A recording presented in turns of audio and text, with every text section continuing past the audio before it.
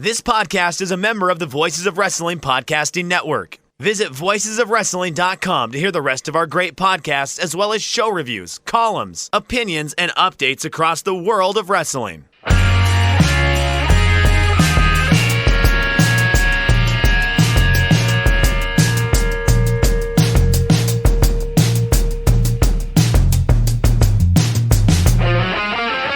It's Shake Them Ropes, your Wrestling Week in Review show. My name is Chris Dobombrino. I am joined, as always, by Jeff Hawkins. Jeff, another light week of watching wrestling. Only about 12 to 13 hours here to cover in the span of an hour. So let's say we get into it. How you doing today? I'm doing well. I love Tuesday through Thursday. I do. I think all of those are joys to watch. It's the main roster. I'm having a few issues with it. It's Monday and Friday. And Friday's tough because they throw in that 205 live, and you're like, oh yeah, I got to add that extra hour because we used to be completists of the WWE product here. Let's start with the 205 live thing though, because you and I have discussed. Okay, let me start with some general talk, because I had something that I've been saving here for a few days that utterly blew my mind with its simplicity, but it's one of those things now. You remember when we did, for the Patreon, patreon.com/ShakeThemRopes, we did Beyond the Mat. And I said that one of those pieces of media that always sticks with me is how I view WWE is Vince McMahon looking and saying, we make movies. Well, Dave Meltzer this week said something clearly that I've been kicking around the bushes a bit, but haven't really been able to nail in terms of wrestling. And I'm going to throw this at you. We have plenty of great wrestlers these days. What the products aren't doing is making TV stars. And that just, it made me take a bit aback and go, he's exactly right. TV programs, for better or worse, I mean, like when I was in my 20s. In the 90s, you could see wrestlers on TV programs all the time. For a lot of people, Vader appearing on Boy Meets World was their first engagement with the professional wrestler Vader, and you wanted to go and check him out and see what he was doing. Right. Dusty Rhodes was a TV star. Ric Flair was a TV star because of studio wrestling. Not just because he was a wrestling star, but because it was a television product. And I think what both companies are doing is they're making a live arena experience for television, but they're forgetting it's a television product. Like, I'll give you an example. In my 20s, all of my friends and I could have entire conversations just quoting The Simpsons. You don't get that anymore on live television wrestling.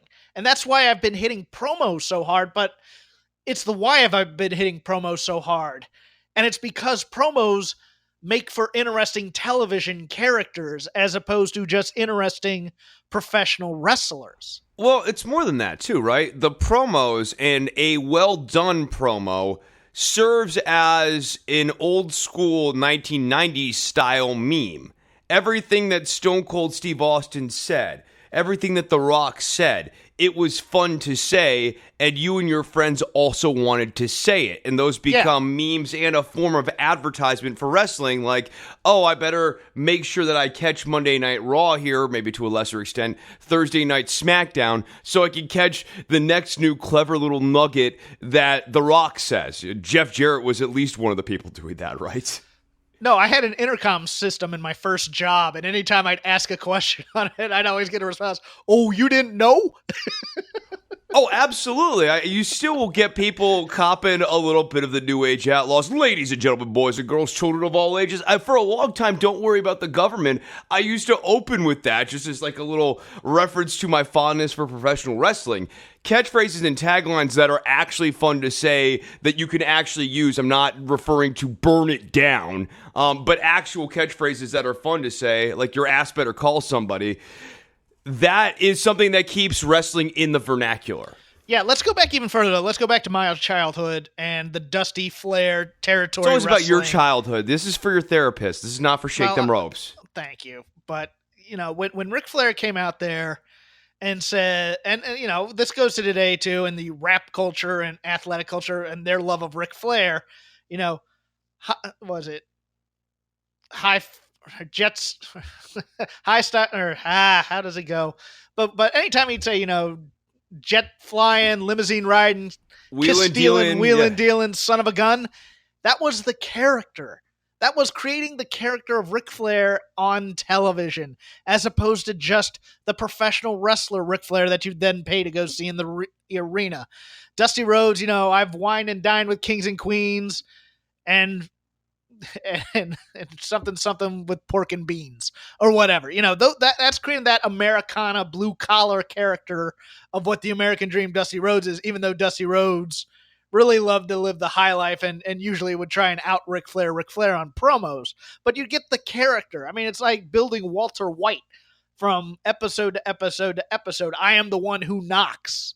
You know, those types of things. It's the difference between Burn It Down and Woo! Yes. Woo is actually fun to do. People like doing it. Burn It Down is a thing. Chant. Yeah, it's a chant, but it's a chant that has been forced entirely from one direction. Yes, exactly. No, and it was just one of those things, and I love Dave. And God, if you want to hear some great audio, listen to Wrestling Observer from Thursday night, Friday morning, where he goes on a 15-minute rant about it on his 60th birthday about how weights talk to him and stuff like that. It's they talk a little bit about it on the flagship this week too. It's just fascinating audio to get in the mind of Dave, who has the attention span of a 3-year-old sometimes.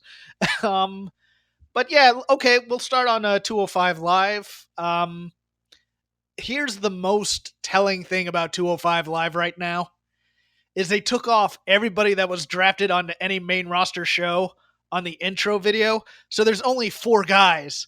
It's nothing but like Lio Rush, Oney Lorcan, the Bollywood Boys, and Brian Kendrick on the entrance video. They've taken off any other thing, and you're just like, God, this is like a going out of business sale that's been going on for 2 weeks, and there's nothing there, but they're keeping the store open, hoping to get that last bit of merchandise out. It was sad to see. The Cruiserweight title is now officially the NXT Cruiserweight title, which has effectively made 205 Live a B show to NXT. Oh, it's a C show to NXT. I was being nice. I know, but it's like it was fine. I guess there wasn't anything particularly interesting other than it looks like they're going to start restocking with your Isaiah Swerve Scotts, which I think is a mistake because he was great on NXT this week, and Raul Mendoza, who will appear every 2 months, and you think they're going to do something with him, and they don't. But Lio Rush as a babyface champ on the microphone is bad. Yes, it's very bad. He just needs to be allowed to be himself, and instead he is very much working in a character that no one has fully thought out. I think he's being himself. I just don't think he's comfortable doing that right now because he's supposed to be a babyface, and he's coming off a bit heelish. And the only things he says is, "Can I be honest with you?" Or something to that. He keeps repeating different phrases as if he's getting fed things, and he's trying to process them while he's acting as opposed to just kind of being relaxed. You can kind of see the same thing with Bayley when she was on commentary on SmackDown this week. Her and Sasha were out there for Nikki Cross's act, and you can see that they're feeding her lines, but she's trying to kind of then get into character and say them.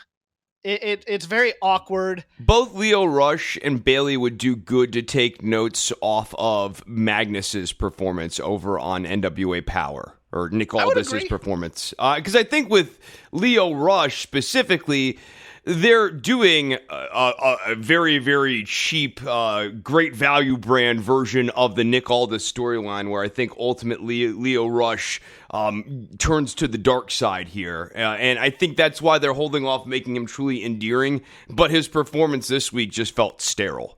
It's not endearing at all either. That's what's getting me is it's almost like, I mean, he's on 205, he's talking about his time with Bobby Lashley. Right, and yeah. You're like, ooh, no, don't do that. And Brian Kendrick cuts a promo, and I thought as a performance it was fine. The content, though, is too breaking the fourth wall for me. when he talks about how to be a professional wrestler, and you'd go and you'd shake hands in the back, and this is my old schoolness talking. I never wanted to know how the sausage was made. I just know that professional wrestlers are separate from normal people. I don't want to know how the business works necessarily in a promo when you're trying to be a character of a professional wrestler. Does that make sense? Yeah, what I want to know is the dynamics and the power dynamics such as they are backstage. If there's a general manager, the general manager and how they book matches and make matches is something that should be... Well, he brought up Drake. He brought up Drake. So, I mean, you had that going for it. It was just, to me, it was way too... what they used to call working the internet. Yes, in terms of a promo, it was way too smart for a television product. It's trying to use the dirt sheets as plot points. Yes, and for the standard viewer, that is just not a model that works. It's basically an entire comedy set of inside jokes. No, I would agree. The matches themselves were okay this week. I just, it just felt like you're watching a product. This is a problem with WWE wrestling, though, right now, where there are lots of long matches, 10-plus minute matches that are well-worked matches, but they feel utterly unimportant. And I can't remember where I heard Cornette say this, but he had this line that stuck with me all week where it's like, I'm not against longer matches, but there has to be a reason for them. And I definitely felt like a lot of these longer matches just simply didn't have a justifiable reason to go over 10 minutes. Before we get to the rest of WWE, let's gloss over the stuff that we watched that was non-WWE, I guess. NWA Power Hour continues to be possibly my favorite 1 hour of TV all week. Yeah, I think that's fair to say. I love this Joe Gill kid. He is so absolutely, and you'll appreciate this, wonder bread, that he fits right into this stupid world of professional wrestling. I absolutely love I'm a reporter and I'm supposed to ask the tough questions of people. I go, you are so adorable and yet so lost in this world, and I love everything you do. Yeah, no, I love it. Joe Galli is trying... Thank you. He is trying to be this Pulitzer Prize winning journalist guy. It's almost, remember the Southpaw wrestling thing? It kind of reminds me a little bit of the unironic version of John Cena's character. Yes. Yeah. Yes. But in the perfect way where he's such a straight man. And it also allows for Jim Cornette to play off of him because Jim Cornette's the smart older guy who actually understands this business, and Galli is the young kid who wants to do a good job. I think it makes that I am trying to do my job here, and I am a reporter, and being a reporter is very important for the First Amendment, sir. Yeah, and I am trying to get answers from you, sir. No, it's great. The Cornette Galli dynamic is a simple dynamic that they're not overcooking. I love it. I love Eddie Kingston on this show, getting to show his personality. I had don't try and steal my heat, Jim was a little bit of a bridge too far, but it really kind of revolved around one story, and that was the Tim Storm going against the Dawson brothers, and would he and Eli Drake be able to coexist? But I like that. I like the subplot with Nick Aldis and his valet / woman / whatever they're calling her this week. It's a very good show. I'm really enjoying it. Yeah, it's simple. It's coherent. I loved the final freeze shot of Eli Drake, Tim Storm, and all this looking at each other. Just that little weird tension among the one pure babyface, Tim Storm, Eli Drake, who is someone you like but you're not sure you trust, which is a super fun character. And that's a character that has been very lost in wrestling, and Eli Drake is nailing that right down the middle. And then Nick Aldis, someone you're pretty sure you don't trust but is still acting in an honorable way. I love the tension at the top of the card right here. What are you thinking about Aaron Stevens? Aaron Stevens, I think that he's a little bit miscast in the comic relief thing. I would like him more as a foil to Nick Aldis right now, where he's sort of the kind of counterpunch to him, where Aldis is a guy who is a bad guy who thinks he's good, and Aaron Stevens is something more like a guy who thinks he's a bad guy but actually isn't that bad of a guy. I think that would be more fun than what they're doing with Aaron Stevens right now. Although I will say the made for VHS segment and all of the edited packages are some of my favorite stuff on NWA Power. Is it? Because it to me, it gets to how he's miscast. I think they want to give him the Hollywood gimmick, which is fine. And he's a great actor and he can pull it off. But the movies he's doing are so low rent, it makes him a comedy character as opposed to an important Hollywood guy. So I think there's a weird juxtaposition there that needs to be fixed. They want Damian Sandow about 33% of the time. And I think they needed to have a better vision for Aaron Stevens' character. And I would have either made him the intellectual savior of the masses again here, or went all the way with him as an actor, but maybe not as a jerk, but like as the likable fan favorite, you've missed me, and I'm here now, and I'm here to wrestle, and then turn him in the ring rather than turn him on the mic. Well, he just appeared on Magnum PI, and I don't know if they'd be able to get the rights to that, but that would be big time, and that would really get this character over, I think. And that's so classic wrestling, too, right? Like, appearing on Magnum is a really great 1980s wrestling trope. Sure. That, you know, in a VHS pirate movie, I'm just kind of like, okay, you're a comedy character, and I don't necessarily want that. But there's one thing I forgot that made me adore the show this week. And I made note of it on my Twitter, and a lot of people wrote back and go, yeah, me too. I loved it. The kid who is in there, and he is into everything. You know, when Smug Little Canada Boy? No. The one who's like when somebody comes, I forgot who it was, but somebody was interviewing, and somebody comes out, and you hear him yell, "Look out behind you." He's in it unironically. Whatever is going on, there's one kid and he's audible throughout the entire show. He's cheering for the baby faces. He's heckling the heels. It's just awesome. And that's what I want. I want people to be affected by this as opposed to watching it with a certain sense of disconnect. And that kid made the show for me.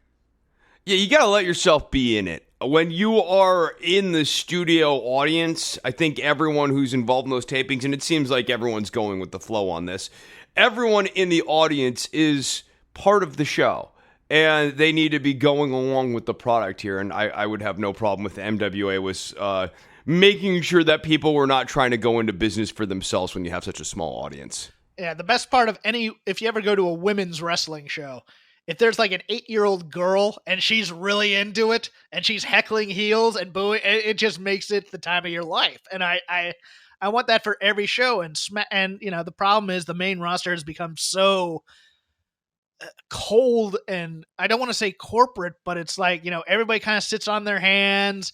You don't really get to hear people screaming. You get to hear like chants when they get audible and a microphone can pick it up. You don't get that low rent aspect of wrestling that you do with NWA Power Hour. The other thing I really like about NWA Power Hour is that everyone, babyface and heel, is largely trying to antagonize one another.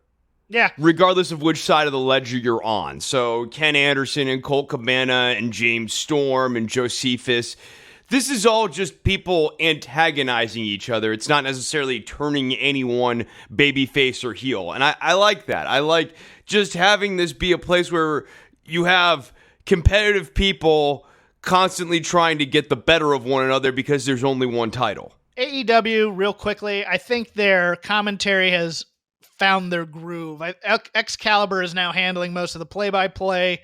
JR is there to add emotion and tension, and Tony is there mostly to push storyline. Really? You think they found their groove this week? Because, like, JR seems utterly disengaged. Out. Yeah, no. He sounds... No. There are definite points in this show where it feels a bit rocky. At one point, Excalibur uses the phrase laconic and sloth-like. And now, don't get me wrong. I like Tony ribbing Excalibur, and I think that came off as good-natured and was well-intentioned. But when you had the dog pile of Tony and JR going after Excalibur for laconic and sloth-like, I'm like, guys, shut up and just call the match and put over the phrase, go, oh, Excalibur, what does that mean? Let Excalibur say that and move on, rather than make yourselves the center of attention needlessly, because I don't even remember what match that was. Actually, no, I do. It was Orange Cassidy. But it was best friends versus Young Bucks. Oh, see, there you go. Okay, yeah, but they were referring to Orange Cassidy in that little beat of commentary. But I had to work backwards on that, right? Like, I had to think about that commentary line and really what happened between those guys and why did that happen. Oh, yeah, Orange Cassidy, who is still kind of meant for me. JR still sticks out like a sore thumb, and the cranky act, and he's not endearing himself on his own podcast about criticism. Tony is having the time of his life. If you go back and watch AEW Dark from this past week, Taz and Excalibur are having a blast on commentary, which it just seems like JR is the guy at the party who's not going to have any fun. That's who he is now. He's me. No.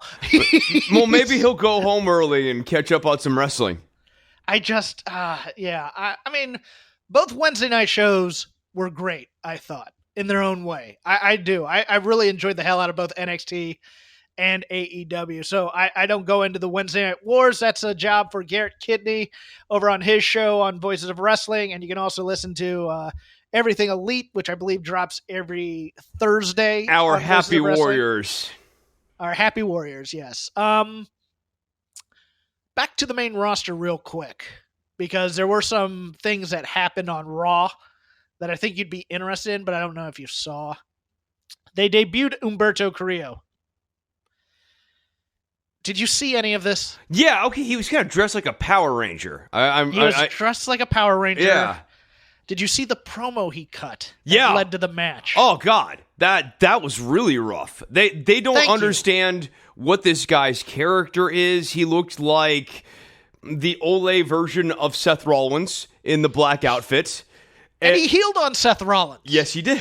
He absolutely healed on Seth Rollins, and they tried to fix it on commentary, and they couldn't. But he called Seth Rollins an arsonist. He called him an arsonist. You can't get around that. Well, the guy's tagline is "burn it down," and he keeps saying he's going to burn it down. That's arson. Yeah, but you can't. Well, I'm gonna be a champion you can be proud of, not a guy who burns down houses or something. And that's a diss. And you can't have your white meat dimple-faced baby face trashing your babyface champion. Did they give up on turning Seth Rollins? Because it felt like a few weeks ago that they were at least flirting with the idea of maybe turning Seth Rollins at some point. I don't think they're going to turn him. I think it's that instinct from Vince to just alpha mailed them. Alpha mailed them, yeah. God. And then the match, I've been at this with fans from today's generation over and over again. I don't think you get anything by making a guy lose in his first match, even if it's against the champion. Because, again, it's about TV stars. People want to see winners. That's why teams that do better get more national television time than the Cincinnati Bengals, who suck. Okay? Well, it's also about stories and wanting more. And when you see a guy go down admirably in defeat, beyond everything else, the story is over. You've now seen the beginning, the middle, and the Rocky-like end. Exactly. Yeah, because it's not like he debuted against a guy, got a quality win, and he's on his way up, and the champ goes, hey, I remember when I was like you. I'll give you a shot here at the title. It's on his first night, when nobody except people who have watched 205 and his occasional NXT thing know who he is. And if you want to know how many people know who he is, look at how the Street Profits reaction was when they came out to do the party gimmick, and absolutely nobody responded. Okay, nobody on the main roster knew what to do with the Street Profits because they had never seen it before. They had not yet been conditioned. And if you want to tell me that that's normal, it's not. It's because not as many people watched them on NXT as people think watch them on NXT. The main roster has its own fan base. And so Carrillo comes out here, gets curb stomped, gets the shake of the hand. But what do you do after that? Do you go 50-50 with a Cedric Alexander? What in the hell are you doing back there? There was a thing that fell down. And do you go 50-50 with a Cedric Alexander? To answer your question here, Hawkins, focus on the product at hand here, buddy. Okay. Yeah, be a professional. I'm focusing on you like frying chicken and, having pots and pans clanking. If I am working on my magic tray, you should just let a man work on his magic tray, because that's where the magic happens, Hawkins. So is high voltage coming on after this? Yeah, high voltage. I like that you don't even know the title. I should really just rename High wattage. No, it really should just be called high voltage at this point. You were calling it high voltage. Don't give me that crap. You might still call it high voltage. Cedric Alexander. So, he's a great example. So does Dimples Carrillo go and work with Cedric Alexander? What would be the point? Remember when they tried to do the whole Dimples Carrillo push with Cedric Alexander a few months ago? There is no point. You can look at this model and now bring up a number of different examples. Ali, Cedric Alexander, other guy who's been on 205 Live, and see Ricochet. Yeah, right. There you go. I just needed to say other guy who was on 205 Live, and I knew that there were two more behind him. And the point is, this is not a viable way of building stars, and we've now seen this tried and failed enough times that we can say it's a failing model. I hated the announcement of Drew McIntyre on Flair's team, and then he comes out and he destroys a member of Hogan's team. That doesn't make me want to see the match more. Have him destroy somebody else and keep these guys apart, and then when Ricochet and McIntyre fight, it's something. But he came out here and he killed Ricochet. And you're like, why the hell would I want to see this now? For him to get his revenge? For what? He got beat clean in the middle. It's one of those things where it's just like the WWE is the star and nobody else can get over. Yeah, you can't get over on the brand, right? Actually, this kind of goes back to the Wednesday Night Wars, right? Why is Jericho able to elevate himself so much, despite other things that, I would say should potentially preclude him from being able to be elevated as high as he is right now? Because he's able to attack the WWE brand sort of nakedly, and that is the biggest star on WWE's product. It's themselves. So if you can heal on the brand, if you could heal on the company itself, you can get yourself over. Well, not just that. The Painmaker gimmick morphing into this pretentious French thing where, Le Champion and a little bit of the bubbly and all these other ridiculous catchphrases he's getting over right now. I mean, it's the definition of TV star. Cody Rhodes to me is a TV star. A little bit of the bubbly is actually a fun line to say, and you could actually see somebody saying it conversationally, going back to that old meme 1.0. Vince is so hung up on getting stuff over on Tout, getting stuff over on these other B-level social media websites. He forgets that the thing that got wrestling over is catchphrases. Really simply. Sorry, some water went down the wrong pipe, so you might hear me cough a bit. See, I will edit that, and I will not talk too much about the coughing because it's unpleasant. Hawkins, if that was metal, Hawkins would be talking about that metal clanging sound endlessly. Oh, God. Dude, you got buried me on. Okay. Absolutely. Why do you think I have this platform, Hawkins? Oh, you're right. NXT UK. Let's do that before we hit NXT, the 2-hour version. Absolutely. Okay, so NXT UK this week featured, I want to talk about the Trent Seven Noam Dar match. I actually kind of liked it. I'm interested to see what you think. But we start off with Imperium in the ring, and Gallus makes their way out and starts introducing a little bit of antagonism on Imperium. Now, you think that Imperium's going babyface. Flesh that out. I think they might. Okay. I think there's a chance they might. I don't know yet. But I did love everything about this. I do too. I loved it. I absolutely adored it. I loved that they came out like they did last week, Imperium that is, and they start with the same spiel over and over and over again. And here comes Gallus to talk crap.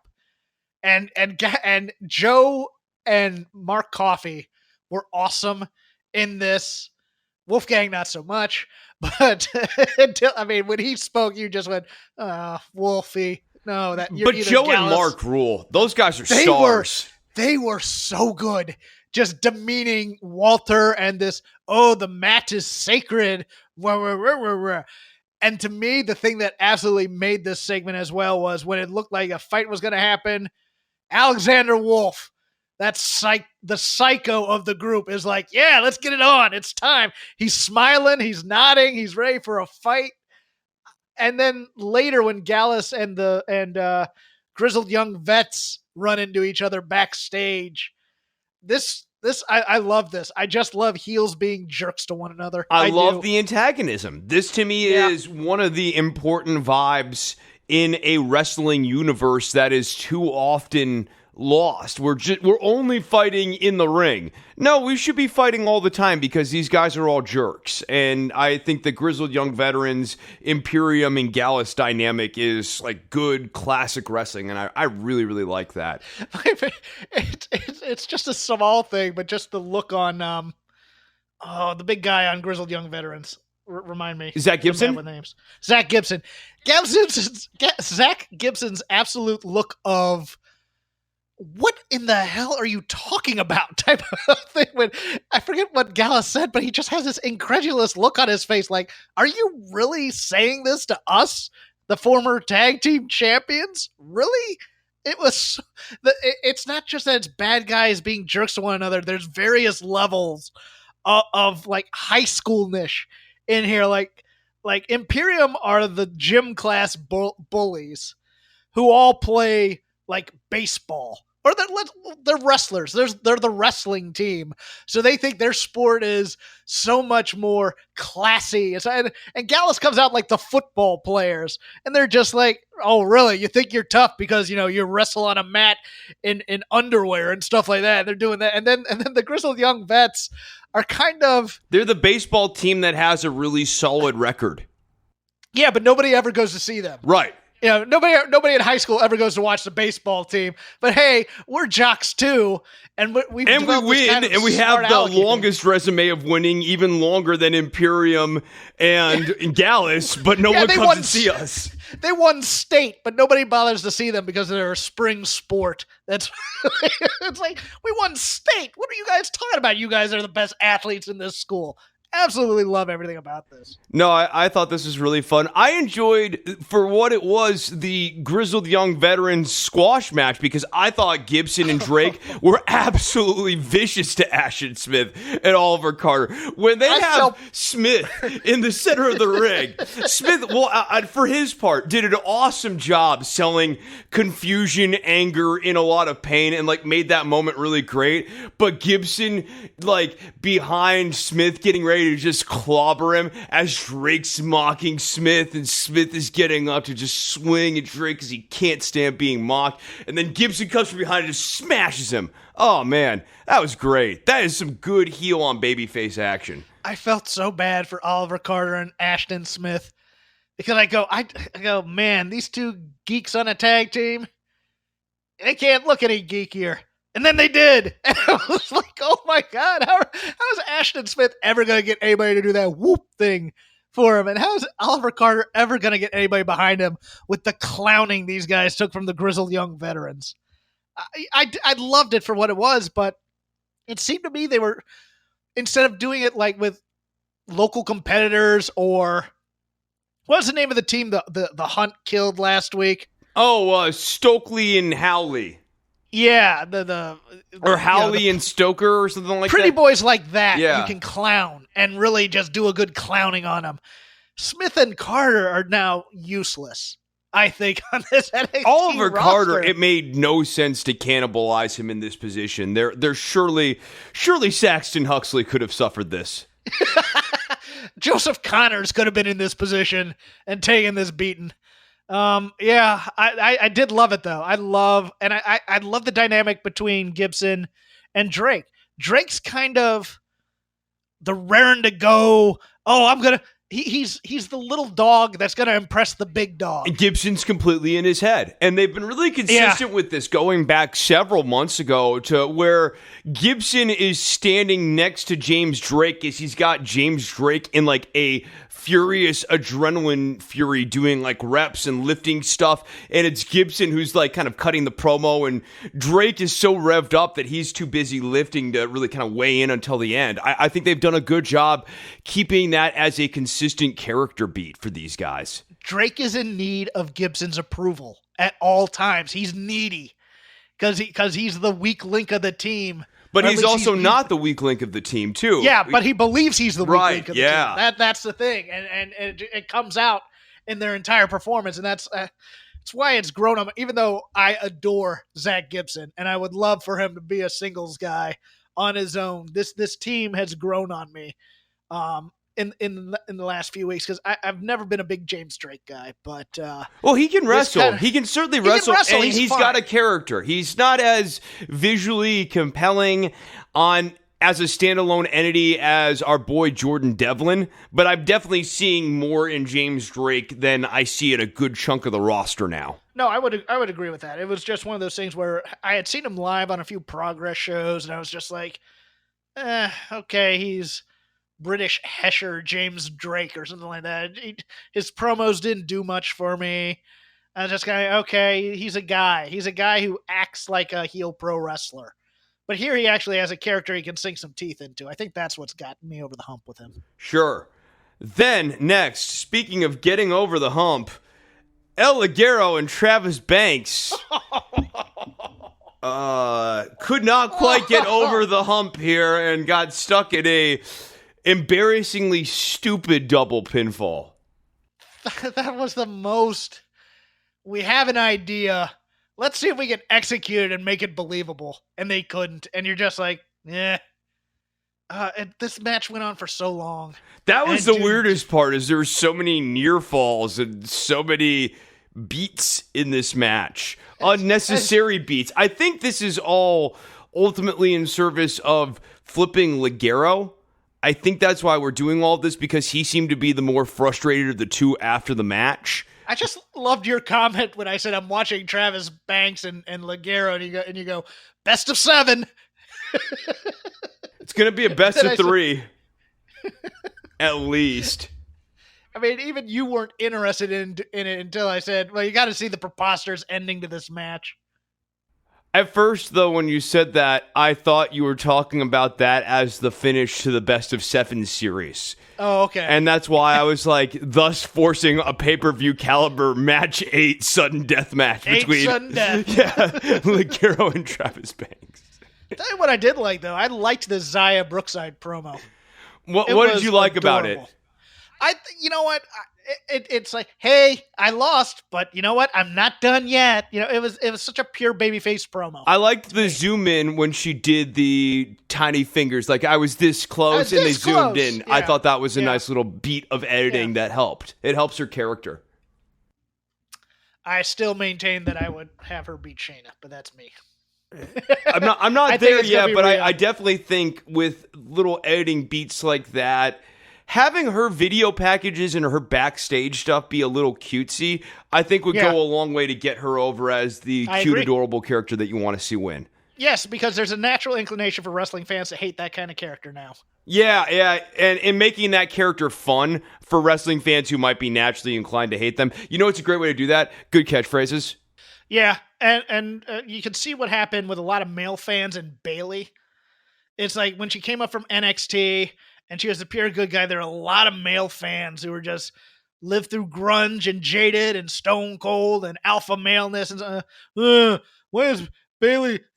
She don't like good characters. That's my impression of him. Hate him. I mean, I blame at least as much of that on the way she was presented on the main roster too. She was presented like an idiot. Yeah. I get that, and you can't get behind an idiot, except for her debut on Battleground, which should have made her into a giant star. But now we're going to get emo Bailey for the next few weeks. So we'll see what happens with that. But no, I think Xia Brookside, if you do some of these promos onto her leading into an NXT run on USA, I think she'd be over like Rover. Trent Seven and Noam Dar were in our main event. I like this match. I thought that this was good Noam Dar. I'm not a big Noam Dar guy. I think you and I are both kind of historically sort of down on Noam Dar as an in-ring performer and like him more as a backstage character. But I liked the story that was being told in this match of Noam Dar trying to beat Trent Seven essentially with his own leg. Yeah. And we both love Trent Seven as just one of the best. The bumps this guy was taking. The guy to get heat on is Trent Seven because he's such a great babyface in his comeback too. I'm with you. I really like this match quite a bit. Noam Dar is a guy who's great up until the bell rings for me usually, but I did like. And he was good in the ring this time, which is what made this good. Match, the story of this match was pretty darn good, I thought. And Trent Seven, as a pure babyface, is probably the best for me in terms of the NXT UK guys. I love Pete Dunne and I love Tyler Bate, even though they're now both going to be on the main show, but the show's in pretty good hands if you have Trent Seven as the face of it. I think you and I have been very fond of the idea of Trent Seven as the Dusty Rhodes of NXT UK. And I think that this is a great example of the type of matches that you need your Dusty of NXT UK to have. And now the question is going to be, what are we building off of this? Because there is an important note of follow-up here. In order to make this whole beating Noam Dar's a really big deal for Trent Seven thing, this has to be the start of something else. I would agree. All right, let's move it over to NXT US now, shall we? Great show. Yeah. I thought this 2 hours was a lot of fun. Let's start with the main story coming out of it, because I have questions for you. Okay. Is number one, is Finn Balor a heel or is this alphaness? I think Finn Balor is a heel. I don't know that the writing team has decided yet whether or not they want him a member of the Undisputed Era. Oh, I don't think it's that. I think he's gonna make his own faction, if anything. Maybe Balor Club finally comes to NXT 4 years later. I could see Damian Priest picking him up on the shoulders like Bad Luck Fale used to in the early New Japan days. But this was my other question, and it goes to whether or not there's planning in NXT or this is going to become Monday Nitro. Was the turn just for a turn's sake to get people talking, or was it, let's say, calculated? For example, Finn Balor's entrance is way too big for Full Sail to make him seem important.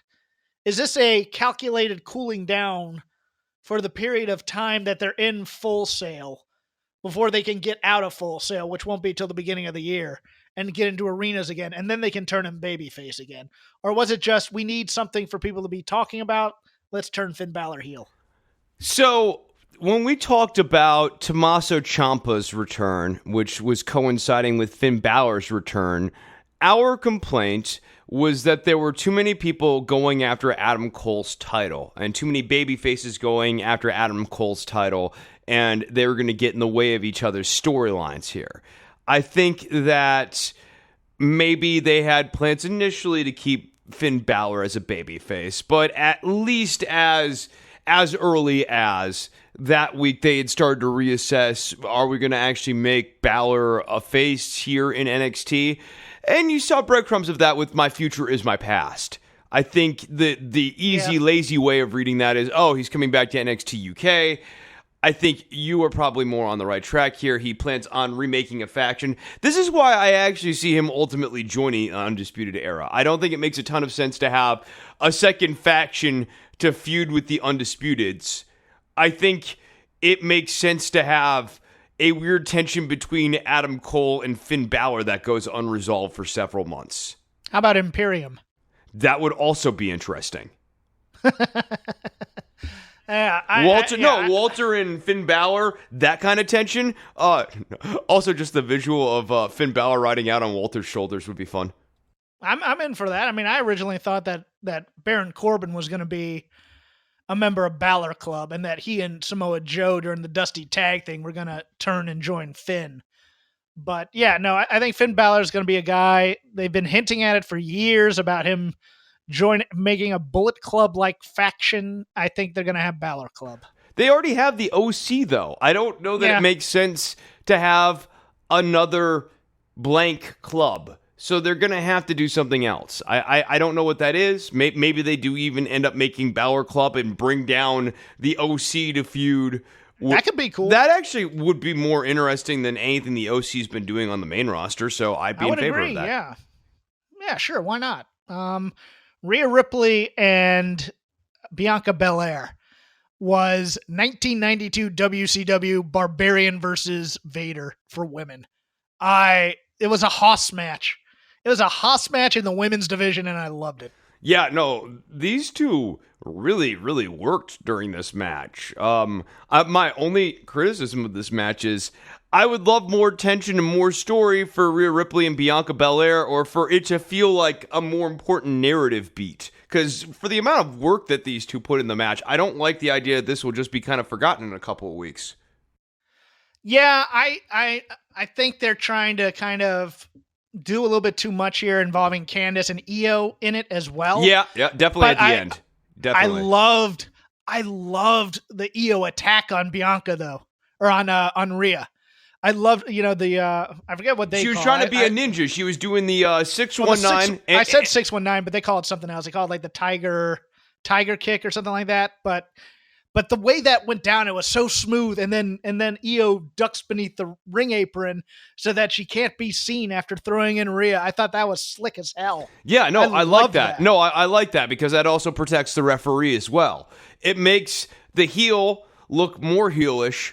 It protects the officiation of the match, and it's all just very narratively consistent. It also gives a reason for Candice to come down, and also then for kind of additional confusion and miscommunications to happen between the two baby faces. Yeah. Rhea has it, whatever it is.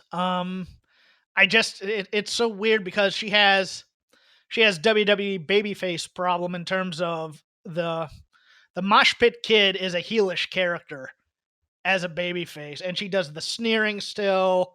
She does, the black, the leather, everything screams heel, but she's a babyface. I don't mind writing this for a while. I think it juxtaposes toughness between her and Shayna a bit, which is fine. I think she's probably going to be the one to dethrone Shayna. I'm wondering if they're going to do something like an elimination chamber with all these women, though. Yeah, and I think you're probably right. I think she does end up being the one who dethrones Shayna. The unfortunate part is I think she then almost immediately becomes a heel again, and it's probably time for a babyface champion in the women's division. I would agree. Next, we have Matt Riddle versus Cameron Grimes. I don't get this. I don't get feeding Cameron Grimes to Matt Riddle. I would have kept his undefeated streak going much, much longer. I agree. Cameron Grimes, I love him. I love Trevor Lee. I think he's just fantastic. To me, in a world of more cosmetically gifted wrestlers, he sticks out as a guy you don't respect for his athleticism, but he's absolutely fantastic. And he's obviously built up his body from when I first saw him. It just doesn't transpose on the screen a bit. And being hairy kind of doesn't help him either.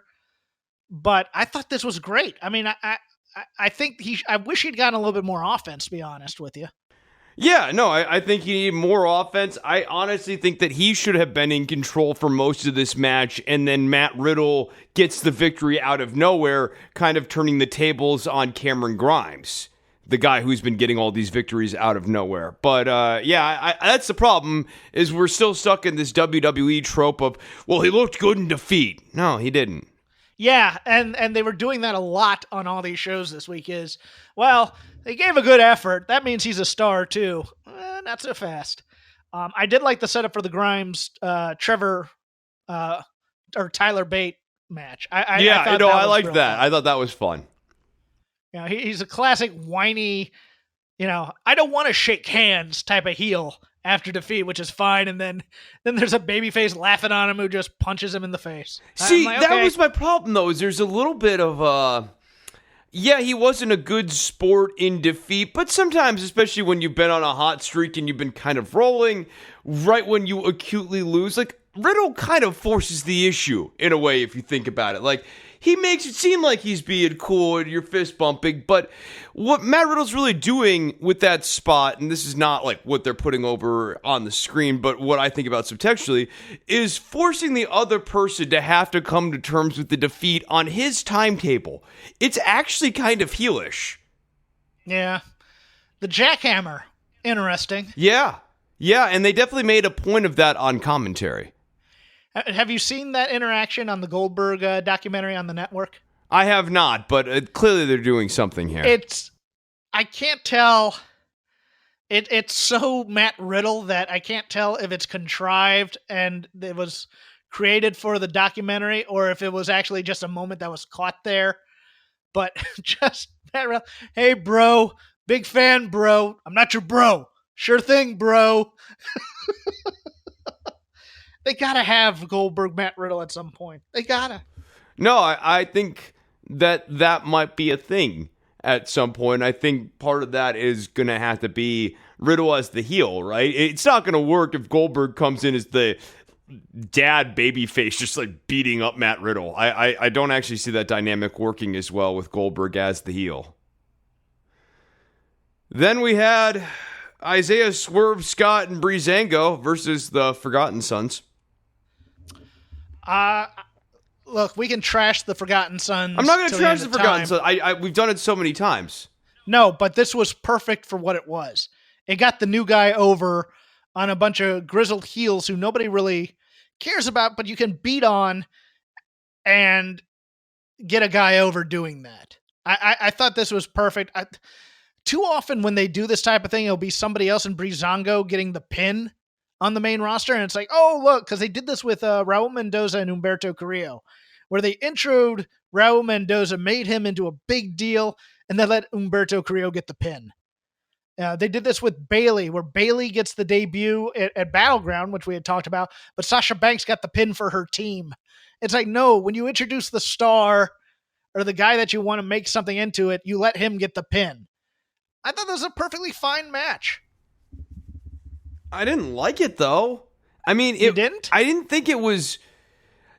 There's nothing to get me excited about Breezango and their storyline and the Forgotten Sons and their storyline. So, yes, 6 individuals came in and had a well-worked television wrestling match, but there's no story to actually get me invested in this match. So why am I watching it?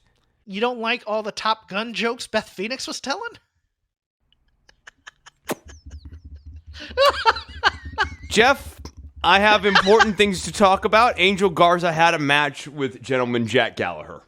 Yes, they did. Jack Gallagher is going to be the guy that makes other guys look good. Yeah, gatekeeper guy. I like Angel Garza. This is a small note, but I think the little logo that they came up for Angel Garza is really cool looking. I don't know if I missed this. What is okay, it? So Angel has like the halo over it and everything, and it looks mostly sweet, but there's like a little devil's tail at the end of the A on Garza.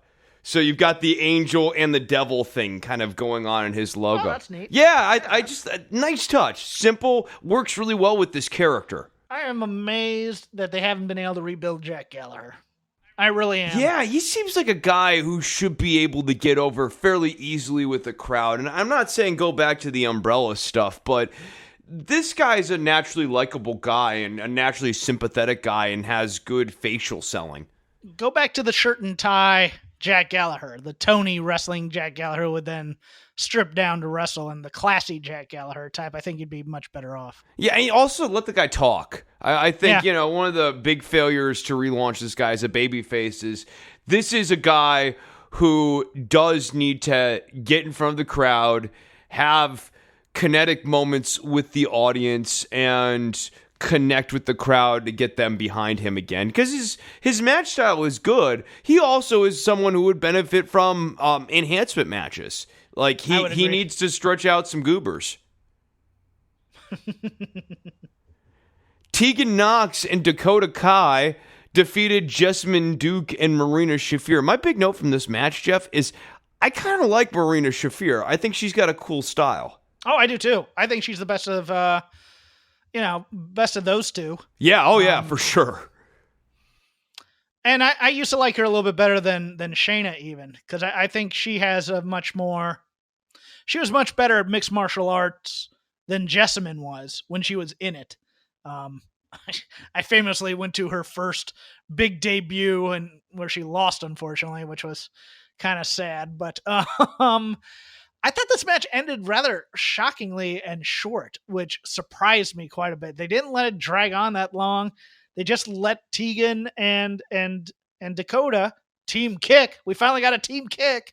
Get a quick win. And I thought that was fine. I thought, okay, cool. And then, we're going to get a women's tag team match on NXT, which is something that Sasha and Bayley had wanted as well. So I think we rushed this a little bit. I think that Team Kick needed to have a goober squashing the week prior to get over their actual style. Because what is Team Kick's finishing move? True. What is their signature spot?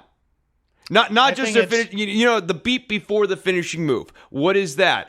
How do I know when we're going home in one of their matches? Right now, as an audience member, have no idea. You could have taken 2 weeks, had each of them have a squash match, one at the beginning of the show, one later in the show. Actually, to that point, too, Marina and Jessamyn are overdue to actually kill somebody because they've been presented as Shayna's henchwomen and people kind of in the league of Shayna, and their win-loss record does not belie that, and I don't know that we've ever seen Marina and Jessamyn really just toy with 2 people. Yeah, you know what? This is going to blow your mind. They haven't had a match on TV in almost a year, and they haven't won. I knew it's been a long time, and they've never won. The last tag match that they had, they were dispatched in relatively short order. I think the one match they won was a combination of Shayna and Marina, not Jessamyn and Marina, or it was a 6th person or something like that effect. There was definitely a match where Jessamyn was in it, but they didn't win that match, and they didn't look strong in it. And yes, those 2 are overdue to be kind of demonstrated as sub-bosses for Shayna Baszler. And right now, they definitely don't feel like that. Your overall note is solid. Just take a couple weeks, have both teams kill another, local competitor match. Bring in Amber Nova or bring in, people that aren't, you're not using from week to week. Have them, not Caden Carter. Stop beating up Caden Carter. Yeah, not Caden Carter. Anybody but Caden Carter. But, you have... you have Tegan and Dakota beat up the Hires. Yeah, absolutely. Absolutely. And scare the hell out of them. And the kicks have Vanessa Bourne cringing. And that's the perfect booking. Absolutely. And then you have Jessamyn and have Jessamyn and Marina beat, I was going to say Chelsea Green and Deonna Purrazzo because they're not really doing much with them, but I think they want to save them for something. I was going to say Casey Catanzaro, but she's not around anymore. Now official, I think. But there has to be some, just white meat, people just starting out in wrestling that you have these that you just have these 2 kill. And then the next week, they run into each other in the hall and they're kind of jabbing and they go, hey, you know what? That women's tag team title is going to be defended on NXT in a few weeks. Let's have a match to see who the contender is. Okay, great. See you out there. And the important thing that you've done with those enhancement matches, and this is the real reason you have them, is to get over the move sequences of the 2 teams that are going to clash in a couple of weeks. It's not beat up 4 goobers for the sake of beating up 4 goobers. The reason you have those matches is so that when I'm watching this match this week between Tegan Nox and Marina Shafir, I know what I'm looking for because I have no idea what either one of those 2 teams' go-home spots are. Mm-hmm. Afterwards, we had the North American Championship decided in a 3-way match between Roderick Strong, Keith Lee, and Dominik Dijakovic. What did you think of this match, Jeff? Keith Lee better get a raise. He He saved everyone. Those guys' life. God. I mean, that Tower of Doom spot that they were trying True with Doom. the delayed suplex. Dude. True Doom. Dude. I was scared to death for him. I liked the story. I didn't love it. I mean, you knew it was going to happen where, the two big guys get rid of the runt, decide, okay, now we can fight it out, and then the runt comes in, and steals a win. It's a fine story for a three-way. It was, however, the only narratively satisfying outcome for this match, which made the match feel a little bit like a foregone conclusion while you were watching it. But it was a fun journey, but you knew how we were getting out of this situation. I know what I want to talk about on this show that I had it down on my notes, and I did not bring my notes with me for the show. These promos on NXT were dreadful. I'm going to give credit where credit's due. They tried doing promos. These were the wrong kinds of promos. These were you're not talking to anybody promo. You're just kind of declaring things promo. Like the Dijakovic one about my bloodline is reliant on me. That's movie monologuing. That's not cutting a promo. And like borderline supervillain. The Keith Lee one and the name of the champ. North American champion. Roderick Strong? Roderick Strong, thank you. I can't remember names this week. All three of these promos were just bad. I mean, they didn't tell us anything. They didn't tell us, about this match or, how they're going to beat them or anything like that. It was these declarations like, I am the greatest in the entire world. The Undisputed Era should have been confronting both Keith Lee and Dominic Dijakovic backstage. They should have been kind of creating some tension, going like, oh, we're going to be watching this match real closely tonight, guy. Have a good match out there, Keith. I think the idea that the Undisputed Era, they have all the gold, but they really need to be kind of controlling the brand and always using subtle intimidation and always helping each other out. The tone of the show. Exactly. Because that's what great heel factions have done throughout time. Both the NWO, the Horsemen, and that's what this match booking, the Freebirds on World Class, all of them. This match booking lends itself to the Undisputed Era really driving the car here, because you're not going to put the belt on Keith Lee or Dominic Dijakovic. So at the end of the day, this feud between those two is really ultimately being cannibalized for an Undisputed Era storyline. So go with it. Run with it. Make that the point. Yeah. No, I would agree. And then afterwards we had the angle with the Undisputed Era, Gargano, Ciampa, and Finn. I liked this. I thought that Tommaso might turn on Johnny, and then you could kind of see that Finn was acting a little bit different as he made his way to the ring, and I was like, uh-oh, maybe Finn's turning on Tommaso and Johnny, and that's what happened. DIY and the DIY reunion, I think, plays nicely into a lot of classic babyface tropes here. We have a team that we, the fans, love. There is tension between the two baby faces in the team. How will that play out? That uncertainty is a thing that we'll have to follow from week to week. Can Johnny and Tommaso get on the same page? How are they going to get help? How are they going to be able to manage all the different forces? You're going to have the heels very much in solidarity. The babyface confederacy, the looseness of the babyface alliance is going to be up against the solid rock that is the heel faction. I like this. Well, I think we're setting the table nicely.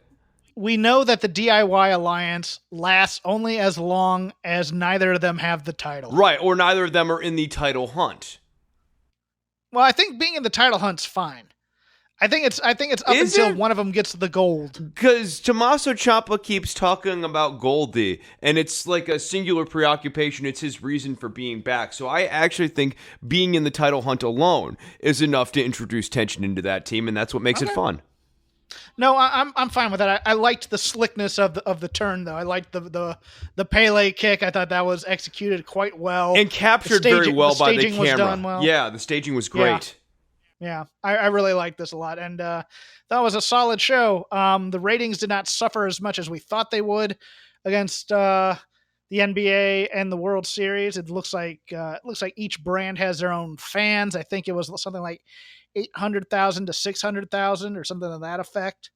So yeah, we'll see what happens. I think everybody's saying next week is the week to really see how people have been growing and adapting and things like that. But yeah, gonna get a quick shout out real quick to our sponsor for next week, Manscaped. If you use the term Shake Ropes, you'll get 20% off and free shipping. We'll be reading that code next week, but because they judge these things by interaction and we come out on weekends, we'll only have 3 days. So if you're looking at buying something from Manscaped, I'm giving you a head start. You'll get the read next week. You'll get the hard sell next week. This week it's kind of the soft sell to see if I can get anybody to buy something because they're checking to see if they want to sponsor us or not. So you're a man. You shave. You have needs. Shake Ropes 20 over at manscaped.com. No, not Shake Ropes 20. Just Shake Ropes. Just Shake Ropes. Just Shake Ropes. Yes. See? I got to practice a little bit more before I do the actual real plug. This is like the dry run here. But you don't have to be dry. You can go over to Manscaped, use the code ShakeRopes20, and find and Shake Ropes. Use the code ShakeRopes. Hawkins, I'm gonna work on this. For the hard sell. I'm gonna practice all week. I will get it down next week, guys. Shake Ropes 20. No, it's just Shake Ropes. Use Shake Ropes. Yes, it's just Shake Ropes. Shake Ropes. You can follow the show at Shake Them Ropes. You can follow me at CrapGame13. You can follow Chris at Chris Novembrino. And you can listen to Chris's political podcasts, such as Don't Worry About the Government and the All in the Family podcast, which he will now plug. Yes, so Don't Worry About the Government. You can find that at shakeropes20.com. No, don't worry.tv. And you can find the All in the Family podcast at Shake Ropes. Go to Manscaped, guys, at allinthefamilypodcast.com. See you next week. Question mark.